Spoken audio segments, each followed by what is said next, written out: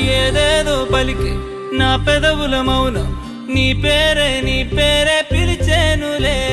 నీ పిచ్చితోనే అల్లాడే ప్రాణం నిన్నేలే తలచేను